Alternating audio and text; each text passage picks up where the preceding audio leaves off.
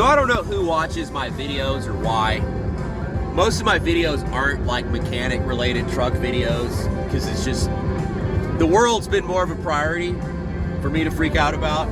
But recently I made some mechanicking videos about how I have a bunch of different cars, and for years I've had plans on, I want to chassis swap this, put this motor in this, and do this and this and this. And I'm finally starting to get to my point in my life where I can do that.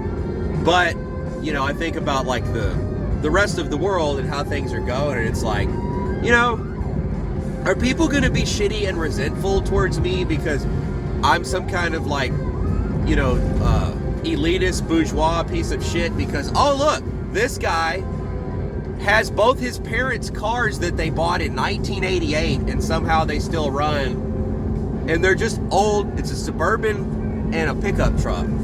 You know, I have a bunch of other shit too, but I'm just thinking like, what did I do differently than most people? Any of y'all could have kept your parents' old cars, but your parents threw them away, I guess. I don't know. My mom said, hey, I learned my lesson in the 70s. I had a Chevelle or Nova hatchback or some shit, and I traded it in. And the car she traded it in for was a Electra 225. That's badass anyway, but she should have kept the other car.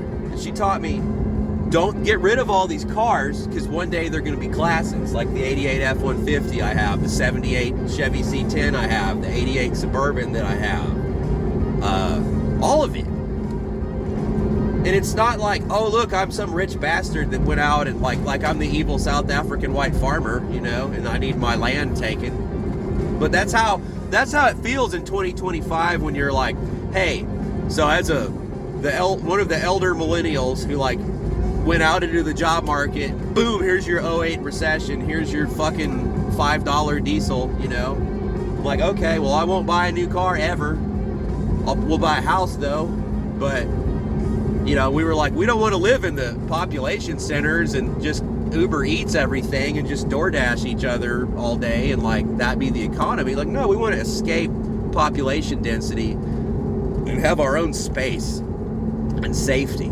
because I listened to that since 1997, so I've been like, man, we should get the fuck away from population density. We sure the fuck should.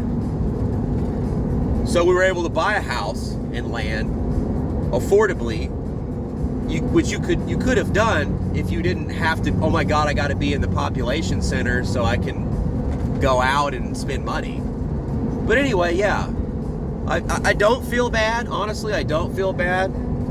But I do think that people will perceive it as like elitism, that, oh look, you have several cars and they all start and run and you have your own place to park them where there's not some authority over you. I feel like that's going to be taken away.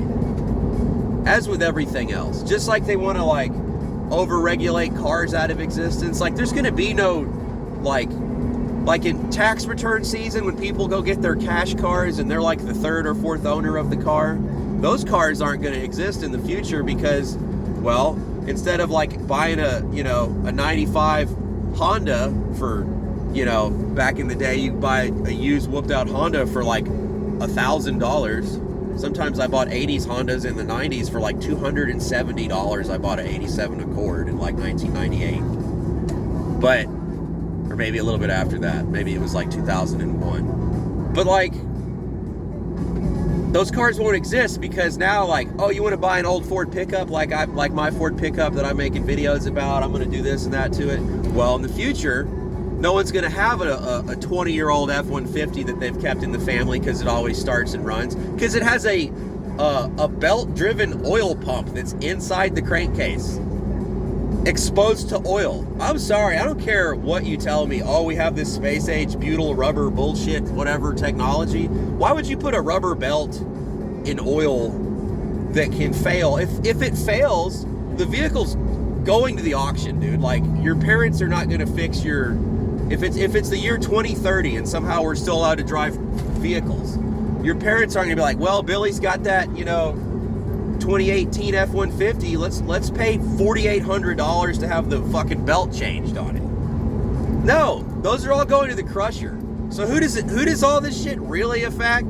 All the millennial Karens in marketing that are like, let's do cash for clunkers, and let's pay people to destroy vehicles, and let's do all this socialistic bullshit to incentivize the death of private car ownership. Yeah, they killed it all. They killed it all. Let's do planned obsolescence, dude. Yeah, but I blame millennials for killing the car industry.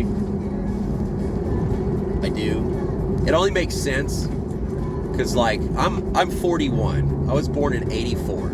So had I gone the path of like corporate whatever, I could have been the age group of people that are in the automotive industry deciding, let's go to a subscription-based model instead of an ownership model, so that, you know, people don't have to own cars, because people have to own cars, then they have to own a place to park it, and we don't want them to own that. No, you'll own nothing and you'll be happy.